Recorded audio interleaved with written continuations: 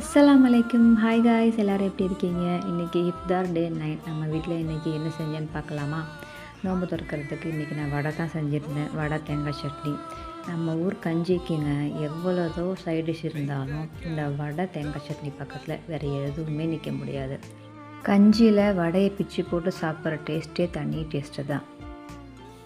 அப்புறம் நோன்பு திறக்கிறதுக்கு கருப்பரிசி கஞ்சி காய்ச்சிருந்தேன். நமக்கு ஒரே ஒரு டிஷ் இருந்தால் நோன்பு மாதிரி தெரியுமா? அதனால் ஒரு 2-3 டிஷ் இருந்தால் தானே நோன்பு திறக்கிறதுக்கு நல்லாயிருக்கும். அதனால் கருப்பரிசி கஞ்சி செஞ்சாச்சு.